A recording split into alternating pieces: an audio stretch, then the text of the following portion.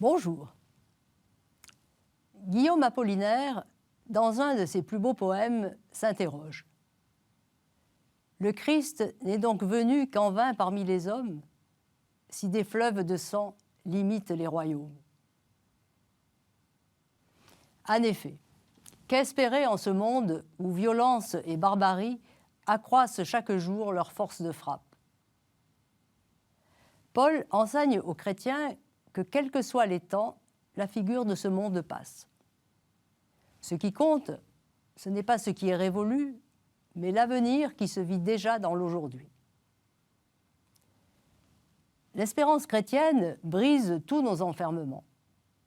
L'amour de Dieu a été répandu en nos cœurs, et il ne cesse de s'y répandre.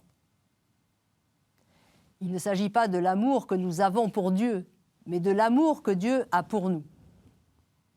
L'Esprit qui a répandu cet amour dans nos cœurs nous donne de croire, à n'en pouvoir douter, que Dieu, dans son amour infini, nous transforme au plus intime de nous-mêmes. Il nous libère et nous ouvre à la vie. Seul le souffle du Dieu vivant peut nous ouvrir à plus grand que nous et nous arrimer à plus solide que nous. L'Esprit Saint est le gage de l'espérance.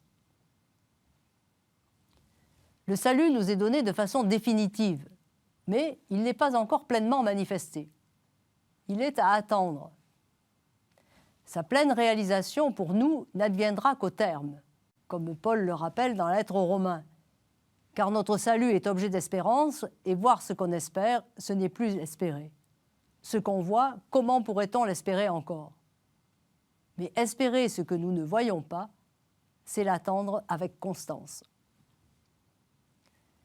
L'espérance n'est pas un vague optimisme prêt à s'évanouir à la moindre épreuve. Elle ne fait pas fi des structures dramatiques du monde et ne cherche pas son confort dans une consolation égoïste ou dans un repliement sur soi bien hermétique. Nous espérons car nous savons que Dieu, depuis toujours, nous a créés pour être ses fils adoptifs et que Dieu met tout en œuvre pour que nous puissions vivre en fonction de sa volonté. Paul prie pour que nous entrions dans cette espérance. Elle est la façon dont Dieu agit dans le Christ et dont il agit aussi en nous avec l'énergie de la force de sa puissance.